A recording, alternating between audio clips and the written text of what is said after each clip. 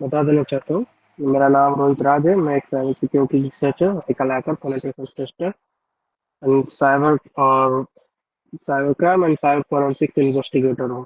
और अगर मेरे एक्सपीरियंस के बारे में बात करना चाहते हैं तो मैं एज ए फ्रीलांसर या एज ए बग हंटर भी मैं एज ए काम कर चुका हूँ। As a law enforcement agencies के साथ भी काम कर चुका हूँ, like department of like state police, like Rajasthan ATS, Gujarat cyber cell, Bihar STF, Himachal cyber cell, और भी कुछ स्टेट डिपार्टमेंट के साथ मैं काम कर चुका हूँ। और कुछ नेशनल लेवल इंटेलिजेंस एजेंसीज के साथ भी काम किया हूँ, लाइक एमआई, मिलिट्री इंटेलिजेंस के साथ।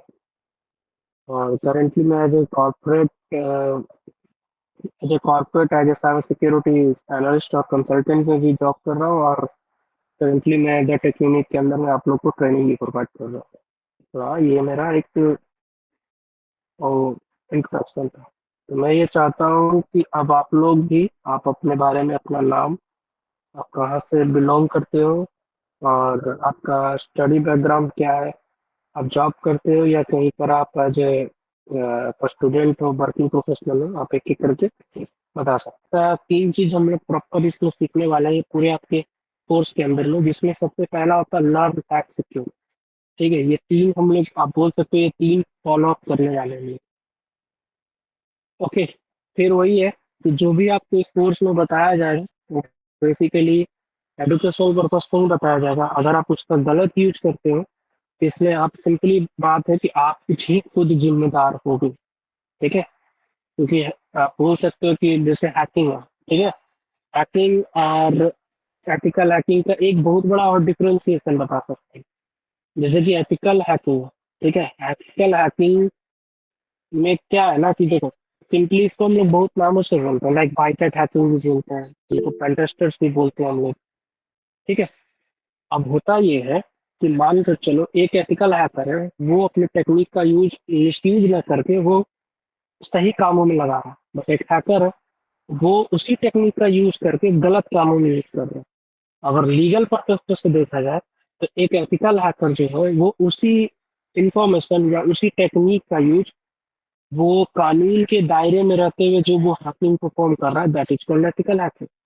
बट एक ब्लैक हैट हैकर या एक हैकर जो है वो उस टेक्निक का यूज मिसयूज कर रहा है, कानून के दायरे में ना रहते हुए कानून से बाहर जाकर उस टेक्निक का यूज कर रहा है, लॉ के खिलाफ जाकर उस टेक्निक का यूज कर रहा है।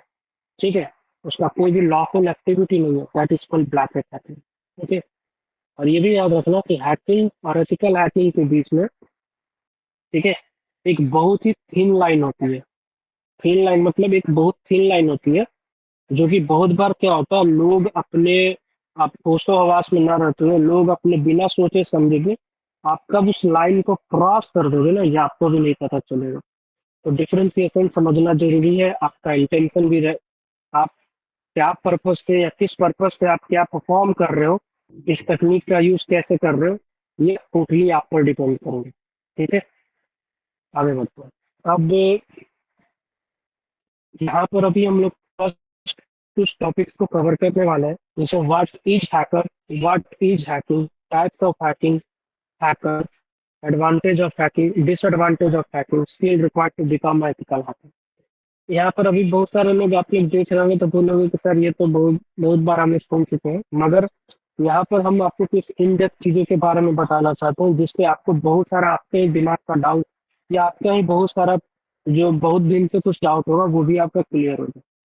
ठीक है, आता है कि जो हमारा सबसे पहला टॉपिक था, व्हाट इज ए हैकर। ठीक है, आपके आपको पता है हैकर, ठीक है, अभी हैकर हैकर हैकर लोग जनरली सुन लेते हैं, ठीक है, कि हैकर है भाई हैकर है ना, मगर आप लोगों को पता है हैकर ये शब्द है, ये कहाँ से आया, इसकी मतलब आप बोल सकते हैं, हिंदी में बोलते हैं ना उन्नति, या फिर इसके बारे में लोगों ने कैसे जाना, कभी आपने सोचा तो बता सकता है किसी को पता हो तो। फिर हैकर ही क्यों बोला गया, कि हैकर शब्द कहाँ से आया?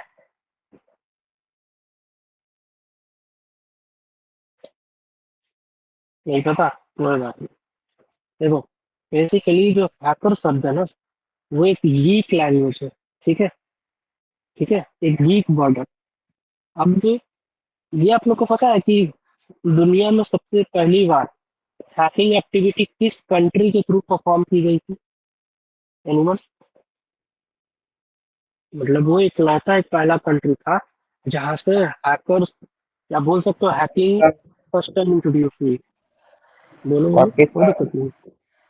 राजस्थान? ना ना ना। अरे वो भिखारिस्तान को खाने का ये नहीं है क्या है? और कोई? अमेरिका। ना, अमेरिका बहुत बाद में आया तो। फिर जापान। चलो चलो, कोई बात नहीं। रसिया। मैं भी कैलिफोर्निया। रसिया। अरे तो कैलिफोर्निया यूएस में ही तो है।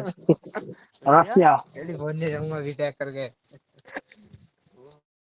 रसिया रसिया रसिया, जानते थे कोई? रसिया।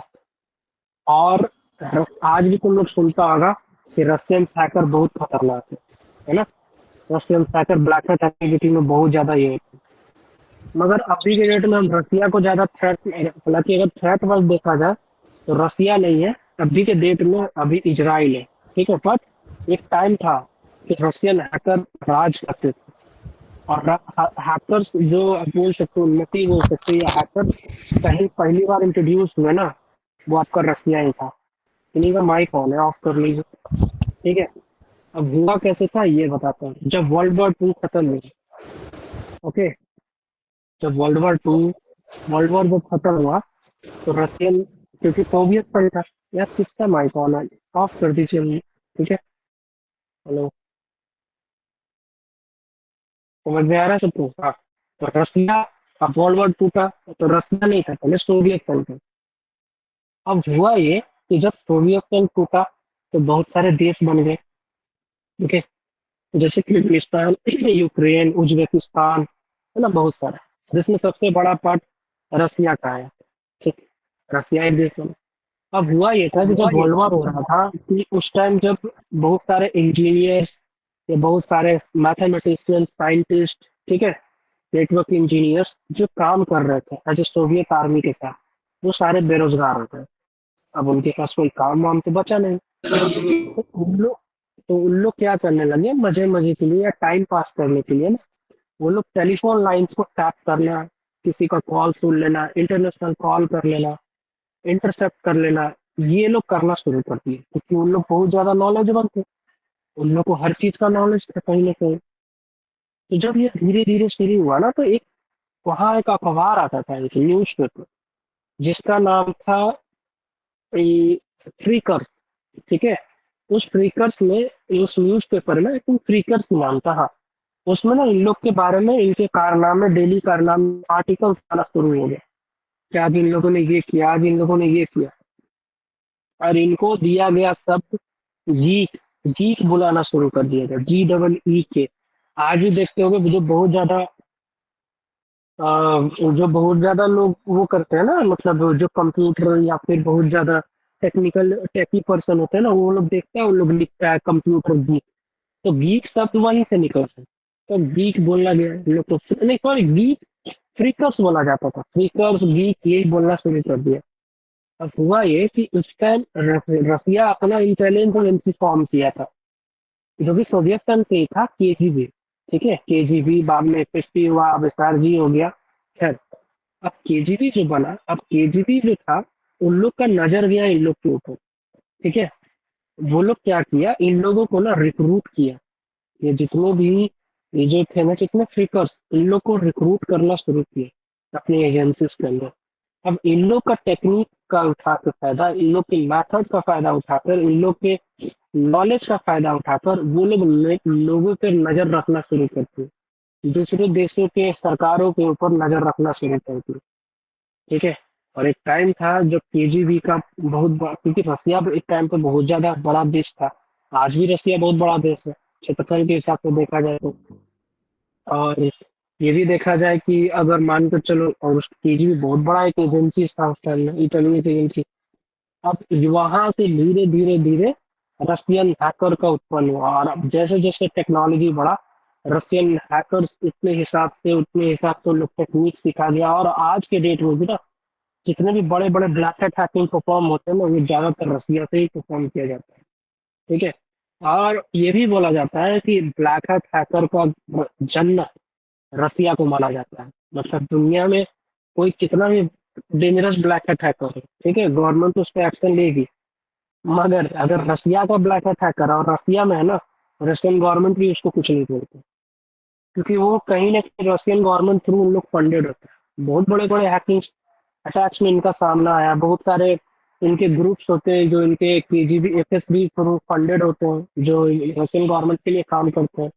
इनका काम ही यही है कि दूसरे देशों के डेटाबेस में घुसना, उनका डेटा निकालना, उनके सेंसिटिव इंफॉर्मेशन को लीक करना, बहुत इनका यही काम है। ठीक है, आए दिन इनके बड़े बड़े अटैक होते हैं। इसका एक सबसे बड़ा उदाहरण बताते हैं। अभी तुम लोग शायद आप लोग जानते नहीं होंगे, बहुत लोग जानते भी होंगे, रसिया का अच्छा कोविड जो हुआ था, उसमें सबसे पहला वैक्सीन बनाने वाला देश कौन था? कौन बताएगा? वैक्सीन फर्स्ट टाइम वैक्सीन बनाने वाला देश कौन था? ऑब्वियस है, रसिया। रसिया ही था। मगर अगर आप रसिया का इतिहास निकाल कर देखोगे तो रसिया हथियारों के लिए ज्यादा फेमस था, अपने टेक्नोलॉजी या फिर अपने हैकर्स के लिए ज्यादा फेमस था। ठीक है। मगर वो वैक्सीन के लिए फेमस कौन है? वैक्सीन के लिए फेमस जर्मनी है, इंडिया है, यूके है। तो लोगों को उसका चौंका दिया था जब रसिया ने अपना खुद का वैक्सीन लॉन्च किया था वर्ल्ड वाइड लेवल पे। उस वैक्सीन का नाम था स्पुतनिक 5। ठीक है। स्पुतनिक एक रशियन शब्द है और स्पुतनिक नाम का वहाँ का एक न्यूज पेपर भी है। तो उसने क्या किया, अब लोगों ने शौक किया कि यार इतना जल्दी, जिसको अभी हम लोग अच्छे से ये नहीं कर पाए रिसर्च, ये इतना जल्दी वैक्सीन कैसे बना दिया, जो कि इनका कुछ ऐसा है नहीं। बाद में जाके सीआईए का एक डिक्लासिफाइड रिपोर्ट पब्लिश हुआ था दुनिया के सामने, जिसमें ये दावा किया गया था सीआईए की तरफ से कि रसियन जो हैकर्स थे ना, उन्होंने कैम्ब्रिज यूनिवर्सिटी लंदन का, आई थिंक कैम्ब्रिज है या तो यहाँ, उनके कंप्यूटर सर्वर को हैक किया था उन लोगों ने, और वहां पर वैक्सीन का रिसर्च पेपर पड़ा हुआ था। ठीक है, वैक्सीन का ब्लूप्रिंट पड़ा हुआ था। उन्होंने क्या किया, वहां से वो निकाल लिया और फिर इन्होंने उसको रिवर्स इंजीनियरिंग करके इन्होंने अपना एक वर्जन बना लिया। और ये सच हुआ था। बाद में जाकर पता नहीं, बाद में जाकर और भी कुछ इस पे सफाई आया था, तो हाँ ये साबित हो चुका था, ये हुआ। हाँ, रसिया इन सब मामलों में बहुत ज्यादा तेज था। और जो हैकर्स आप देख रहे हो, ये सबसे ज्यादा रसिया ही एक टाइम पे वो करते थे। जितने भी इलीगल एक्टिविटी, जितने भी बड़े बड़े हैकिंग अटैक, खास करके ब्लैक हैट हैकिंग अटैक जितना हुआ, इसमें रसिया का सबसे बड़ा हाथ है। सेकेंड, अगर रसिया के बाद अगर उस टाइम पे जो सबसे खतरनाक देश निकल कर आया था हैकिंग के मामला में, आप लोग सोच भी नहीं सकते उस देश का नाम। गेस करो। चलो हम टाइम देते हैं आप लोग को। नहीं मालूम? ईरान। ईरान। बिलीव करोगे, बहुत लोग नहीं जानते हो इसके बारे में, मगर हाँ ये सच्चाई है। रसिया के बाद जो सबसे ज्यादा खतरनाक हैकर्स, ब्लैक हैकर, जो जब बहुत फेमस था, वो ईरान था। ठीक है। उसके बाद तो फिर अब धीरे धीरे सैंक्शन लगना शुरू हुआ, बहुत इशू हुआ, फाइनेंशियल क्राइसिस या फिर सैंक्शन ये सब लगा। तो अब टेक्नोलॉजी या फिर बहुत चीजों के कारण से अब अभी के डेट में अगर देखा जाए तो अभी हमारे सबसे ज्यादा खतरा कुछ ही देश से साइबर वर्ल्ड में, जैसे चाइना से है, इजराइल से है ना। तो ये और अमेरिका है। अमेरिका तो सबसे, वो तो सुपर पावर है। आज तुम जितने भी बड़े बड़े टेक्नोलॉजी यूज कर रहे हो, वो सब यूएस का है। तो कहीं ना कहीं वो तुम पे नजर किसी न किसी वे में तो स्पाई कर रहे ही हैं। इसका बहुत बड़ा एग्जाम्पल है। तो ये एक, मतलब एक आप समझ सकते हो कि ये इसका पूरा एक बैक एंड हिस्ट्री है। अब यहाँ तक तो समझ में आ गया। एक मिनट में लैपटॉप ऑफ हो गया, हम दोबारा स्क्रीन शेयर कर रहे हैं। ओके। और इंडिया के अंदर क्या है ना कि अगर यहाँ क्या है कि अभी भी गवर्नमेंट उतना ज्यादा सीरियस नहीं है, क्योंकि देखो अभी अगर बात किया जाए ना, अगर कंट्री वाइज, तो अभी भी हम लोग ना अगर साइबर वर्ल्ड में ना बहुत पीछे हैं और कंट्री से। अब चाइना से या इवन बगल में भिखारिस्तान है ना, अगर माना जाए तो हम लोग से इस एक एज में हम लोग ज्यादा है। उसके पीछे रीजन है। हमारा अपना खुद का ऐसा कोई साइबर कमांड नहीं है। जैसे हर देश के पास अपना एक साइबर कमांड होता है, जो कि उस देश की सारी साइबर इंटेलिजेंस या साइबर रिलेटेड सारा एक्टिविटी वो परफॉर्म करते हैं। जैसे तुम लोग को कुछ नाम बताता हूँ, जैसे इजराइल का एक है यूनिट 8200, उसके बारे में आप लोग सर्च कर सकते हैं, ठीक है। अभी जो आप लोग ये अभी आपने सुना वो पेजर धमाका हुआ था हाँ हाँ, पेजर। लेबनान के ऊपर। वो पता है इसके पीछे किसका हाथ था सबसे बड़ा? और नो डाउट लोग इजराइल बोलेंगे, ठीक है, इजराइल बोल, इजराइल था, ऑब्वियस सी बात है, इजराइल था। उसमें मोसाद बोलेंगे, है ना। मगर अब हम बताते हैं मोसाद नहीं था उसके पीछे यूनिट 8200 था। मोसाद इंटेलिजेंस भी थी। मोसाद ने एक सेल कंपनी बनाया था, और ये प्लानिंग 6 महीने पहले से वो लोग कर चुका था। वो लोग एक सेल कंपनी बनाया। सेल कंपनी का मतलब होता है एक ऐसा कंपनी जो कि इंटेलिजेंस एजेंसियां बनाती हैं, ठीक है, नकली कंपनी, और अपना काम होने के बाद उसको डिस्ट्रॉय कर देते थे। तो उन्होंने सेल कंपनी बनाया, और उनके पेजर्स, उनके इलेक्ट्रॉनिक इक्विपमेंट के अंदर में वो बॉम्ब प्लांट किया। और उसको एक सॉफ्टवेयर से बोलो या फिर एक टेक्निकली इसको एक सॉफ्टवेयर से कनेक्ट कर दिया कि जैसे ही एक कमांड भेजा है, वो एक टेम्परेचर पे हिट हो और वो एक्सप्लोड कर जाए। अब समझ सकते हो वो कितने हाईली कैपेबल है वो लोग। आप समझ सकते हो उनका टेक्नोलॉजी किस हद तक का है। और ये आए दिन इजराइल प्रूव कर चुका है। तो उनका चाइना का भी है चिंगड़ू कुछ करके, उसका नाम भी अजीब है, ठीक है, उसका नाम अभी ध्यान नहीं है, उसका भी अपना एक साइबर कमांड है। पाकिस्तान का जो उनका आईएसआई एक्सटर्नल इंटेलिजेंस एजेंसी है, उनका खुद का एक साइबर कमांड है। बट ये सैड बात है कि हमारा अपना खुद का ऐसा साइबर कमांड नहीं है। और अगर अभी के केस में अगर देखा जाए तो हमारे यहाँ अच्छे से साइबर लॉ भी फॉलो नहीं होते। हालांकि साइबर लॉ में धीरे धीरे अमेंडमेंट किया जाएगा, उसको और टफ बनाया जाएगा। नहीं तो आज के डेट में अगर इंडिया के अंदर अगर कोई साइबर क्राइम भी करता है ना, तो समझ लो कि अगर गवर्नमेंट अगर सही से प्रॉपर तरीके से अगर फॉलो करना शुरू कर दी ना, तो डेली इतने लोग जेल जाएंगे ना, एक जेलों में जगह नहीं रहती। तो ये सच्चाई है। मगर हाँ, टाइम लगेगा, धीरे धीरे हम लोग भी बहुत गलतियों से सीख रहे हैं। तो धीरे धीरे इस पे भी काम हो रहा है। खैर इतना समझ में आ गया सबको। अब आते हैं हैकर कौन होते हैं। ठीक है, टेक्निकली अब थोड़ा समझते हैं। Basically hacker is an individual who usage a computer networking or other skills to overcome a technical problem. Okay. The term also may refer to anyone who uses their ability to gain unauthorized access to system or network. In order to commit crime, a hacker may, for example, steal information to hurt people via identity theft or bring down a system and obtain a hold it hostage in order to collect a ransom. एक hacker एक individual person होता है जिसके पास computer और networking का जो skills होता है ना, वो बहुत अपार लेवल पर होता है, बहुत ज्यादा होता है। और उसके पास वो अपने टेक्निकल स्किल्स का यूज करते हुए वो किसी भी टेक्निकल प्रॉब्लम को सॉल्व कर सकता है, ओवरकम कर सकता है। मगर वो इन्हीं नॉलेज का फायदा उठाकर वो किसी भी या इन्हीं एबिलिटी का फायदा उठाकर वो किसी भी सिस्टम को अनऑथराइज्ड वे में एक्सेस कर सकता है, उनके नेटवर्क्स को एक्सेस कर सकता है। ठीक है, अनऑथराइज मतलब वो बिना ऑथराइजेशन के, बिना उसके परमिशन के, और वहां से वो सेंसिटिव इंफॉर्मेशन निकाल सकता है, उस पर्सन को हर्ट कर सकता है, उनके सिस्टम्स को डाउन कर सकता है, उनको उनके सिस्टम को एज ए होस्टेज भी बनाकर उनसे रैंसम कलेक्ट कर सकता है। तो ये जितना भी एक्टिविटी परफॉर्म किया जाता है, ये बेसिकली एक हैकर मीन्स एक इलीगल एक्टिविटी के अंदर में आता है। ये लीगल एक्टिविटी नहीं है, इलीगल एक्टिविटी के अंदर आता है। और ये परफॉर्म किया जाता है एक हैकर की तरफ से, एक ब्लैक हैट हैकर की तरफ से। अब यहाँ पर एक बहुत कॉमन शब्द यूज हुआ, collect ransom, host in order to collect ransom. तो अभी आप लोगों ने ऐसे होस्टेज का मतलब क्या होता है, कौन सा पहले? होस्टेज का मतलब नहीं पता? सावधान इंडिया देखते हो, मूवी देखा है? उसमें वो किडनैपिंग किसी को किसी एक या फिर किसी पर्सन को जैसे क्या बोलते हैं, अपने कैप्चर करने अपने साइड लेके और की उसके बना बदले लेते में कुछ मांगना, डिमांड करना। हैं। वही किडनैपिंग बोल सकते हो, बंदी बना देना, है ना, होस्टेज। अब होता क्या है यहाँ पर, अब समझो।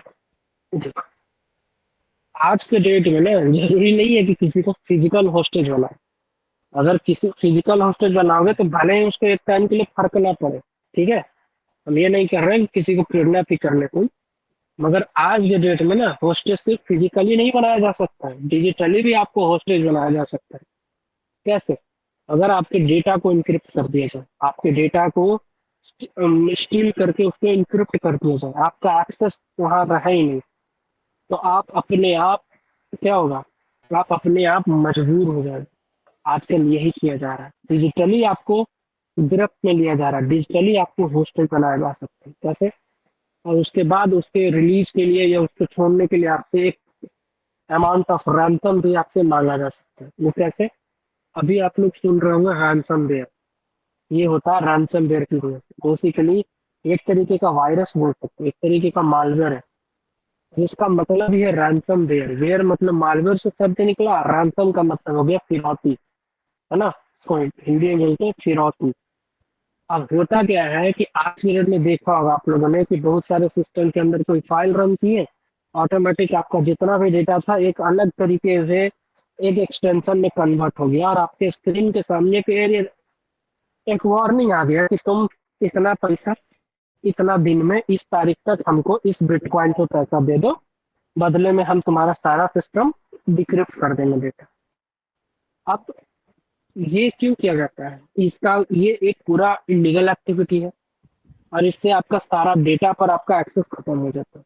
तो अगर आज के डेट में देखा जाए तो इंडिया के ऊपर भी बहुत बड़े बड़े रैंसम अटैक हुए हैं। जैसे पिछले साल एक बहुत बड़ा रैंसम अटैक एम्स दिल्ली के ऊपर हुआ था, आप लोगों ने न्यूज में भी सुना होगा, जिसमें जो एम्स का जो मेन सर्वर था, जहां पर उनके जितने भी एम्प्लॉयज, उनके पेशेंट्स, उनके डॉक्टर्स, उनके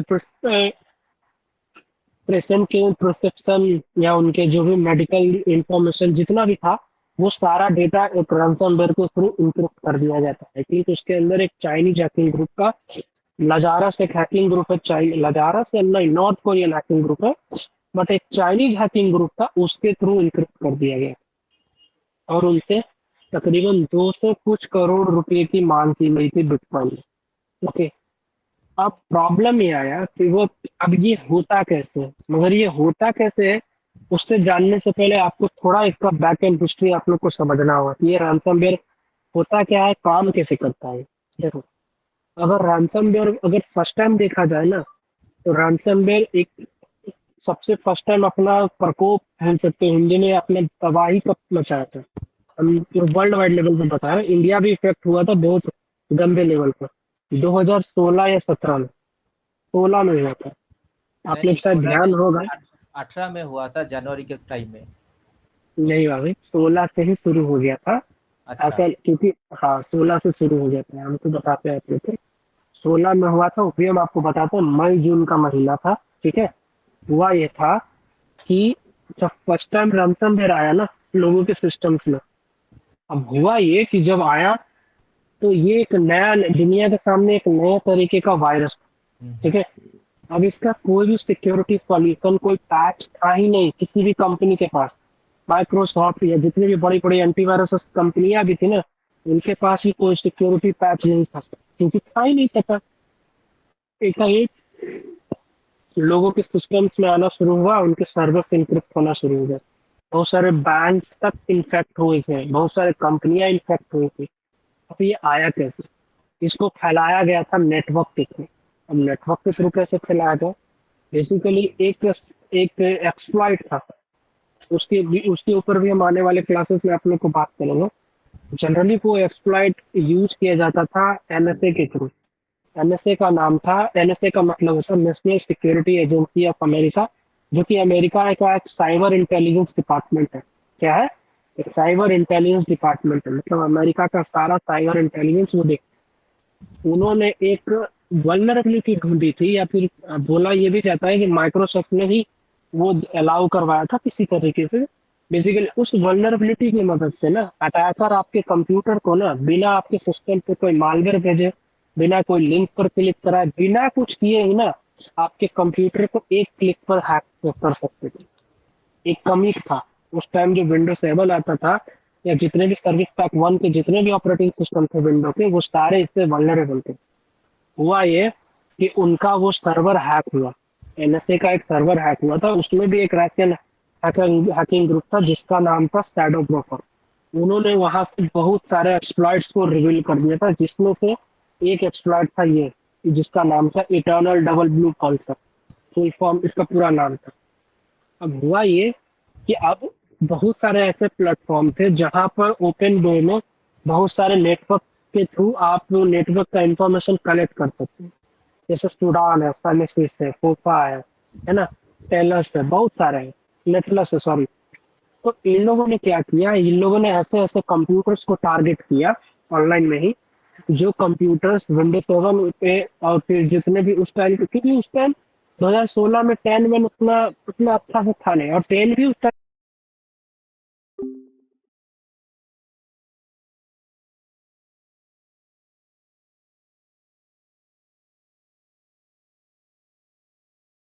बहुत बार बहुत सारे लोगों का ऐसे ही हुआ था कि अपना ऑफिस बंद करके गए, कंप्यूटर कंप्यूटर प्रॉपर चला वाला के गए, बट दूसरे दिन कंप्यूटर खोल रहे तो उनके सामने वो वार्निंग आ गया।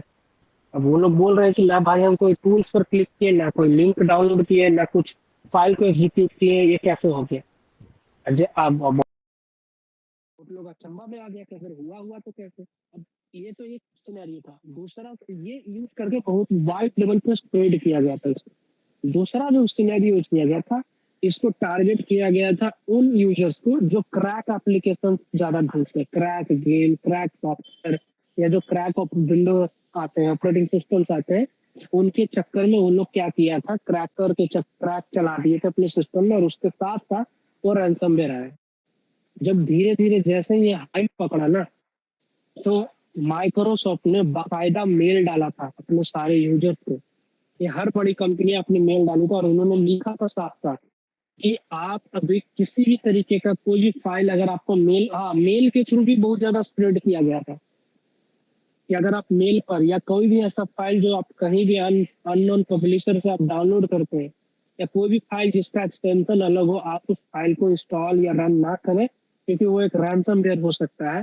और अगर आप, क्योंकि हमारे पास इसका भी कोई सॉल्यूशन नहीं है, मतलब वो सीधा बोल दिया कि भाई अगर करोगे तो तुम जाओ भाड़ में, हमको कोई फर्क नहीं पड़ रहा, अभी हम कुछ नहीं कर सकते। ठीक है, उन लोगों ने सीधा हाथ खड़ा कर दिया था कि आपका सिक्योरिटी आपके अपने हाथ में है। क्योंकि अब देखो, किसी भी चीज का सॉल्यूशन कब निकाला जाएगा, जब उसके बारे में आपको पता रहेगा तब तो। जब उसका वे ऑफ वर्किंग नहीं मालूम, वो कैसे काम कर रहा है, कैसे इंस्ट्रक्ट कर रहा है, आप कैसे बचा पाओगे उसको। अब उसके लिए उसको स्टडी करना जरूरी है। अब प्रॉब्लम ये आया रिसर्चर्स के पास, एनालिस्ट के पास, कि जब उसके सैंपल्स को ना इन्वेस्टिगेट करने का कोशिश किया गया उन वायरसेस को, अच्छा ये भी जरूरी नहीं था कि आप पैसा दे रहे तो भी आपके सिस्टम को इनक्रिप्ट कर दे, ये भी जरूरी नहीं था, प्लस आपका डेटा उनके सिस्टम के पास सारा आपको चला जाता था। अब हुआ ये कि जब इसको एनालिस्ट करने बैठे, एनालिसिस करने बैठे गया, तो स्ट्रेंज पार्ट ये था कि वो डिकम्पाइल ही नहीं हो रहा था, डिकोड ही नहीं हो रहा था। मतलब जैसे कोई प्रोग्राम होता है, अब उस प्रोग्राम को अगर आपको देखना है, उसके सोर्स कोड या उसके कोड्स को देखना है कि क्या रन करा रहा है, क्या एग्जीक्यूट करा रहा है, क्या इसके अंदर क्या फाइल ड्रॉप करा रहा है, कहाँ पर ये कहाँ पर ये सेव कर रहा है, क्या कर रहा है, उसका पूरा जानना होगा, उसका कोड पढ़ना होगा। अब जब उन लोग उनको एनालिसिस करने जा रहे तो डिकोड नहीं हो रहा है। बहुत स्ट्रेंज बात था। अब उस टाइम लाइक अभी तो 32 बिट आता ही नहीं है, बट उस टाइम 32 बिट का ऑपरेटिंग सिस्टम होता था, 64 बिट भी था। तो ऑब्वियस सी बात है, कोई प्रोग्राम अगर 32 या 64 बिट पे होता तो वो लोग दोनों पर करके देख रहे हैं, नहीं हो रहा है। तो अब उन लोग का दिमाग घुमा। अब ये इसलिए किया गया था ना कि ताकि उनको जो ब्लैक हैट्स थे ना, उनको ज्यादा टाइम मिले, उन हैकरों को ज्यादा टाइम मिले, जो कि मास लेवल, क्योंकि उनको ही पता था कि एक ना एक टाइम पर आके ये डिफेंड हो जाए, हमें रोक लिया जाएगा, मगर उससे जितना टाइम लगेगा उतना वो क्षति पहुंचाएगा। मगर एक कोई कुछ रिसर्चर्स ने इस पे डाउट लगाया, और उन्होंने क्या किया, 16 बिट के जो ऑपरेटिंग सिस्टम आते थे, लाइक विंडो 98, विंडो 200, ये जो आते थे ना, उन पर डिकोड किए हो गए। इसका मतलब क्या था, इसका मतलब ये था कि उसको विंडो 98 ये पुराने ऑपरेटिंग सिस्टम से बनाया गया। फिर जब उसको देखा गया, समझा गया कि वो कैसे काम कर रहा है, तो वो उसका पैच जारी किया गया, ठीक है, उसका सिक्योरिटी पैच जारी किया गया। और पैच जारी करने वाली जो पहली कंपनी थी वो थी नॉर्टन। फिर फिर धीरे धीरे माइक्रोसॉफ्ट ने भी पैच जारी किया, लोगों ने इंस्टॉल किया, तो जिनके सिस्टम में अगर आ भी रहा था तो फिर वहां से वो उनको ब्लॉक करना शुरू किया। बट वो 100% नहीं था। आज के भी टाइम में ना नए नए नामों से, नए नए फैमिली ग्रुप के नामों से नए नए रैंसमवेयर आते रहते हैं, ठीक है। और ये ज्यादातर पता है कहाँ पर होता है? ये ज्यादातर ये जो लोग क्रैक चलाते हैं ना, विंडो का क्रैक, आईडीएम का क्रैक, ऑफिस का क्रैक, है ना, एक्टिवेशन क्रैक, इनमें 110% या 99% इसके अंदर होता है। और फिर उन लोगों का डेटा इंक्रिप्ट होता है। तो इस तरीके से किया जाए। अब कोविड था, कोविड में भी तो सिमिलर चीजें था। कोविड पहले एक दो बंदे को हुआ, लोगों ने उतना टेंशन नहीं लिया कि अच्छा सर्दी जुकाम नहीं होता है ना, दवा खाते ठीक हो जाए। मगर जिस तरीके से ये फैला, क्योंकि उस टाइम कोई मेडिकेशन नहीं था, डॉक्टर कुछ नहीं कर पा रहे थे। जिसको कोविड हो रहा था उसको बुखार का दवा दे रहा है, उसको मान के चलो पेट दर्द का दवा दे रहा है, सर दर्द का दवा दे रहा है, कोई इलाज तो था नहीं। बट जब कोविड को स्टडी किया गया कि आखिर ये काम कैसे कर रहा है, हमारे साइंटिस्ट ने इसके पीछे लगा, इसको वे ऑफ वर्किंग को समझा और फिर उसके ऊपर एक वैक्सीन निकाला गया जो कि इसको डिटेक्ट करना शुरू किया। कोविड था क्या? कोविड भी तो एक वायरस था। अच्छा, कोविड को क्यों बोला गया था कि इसको इंटेंशनली लैब में तैयार किया गया? उसके पीछे भी एक टेक्निकल टर्म था।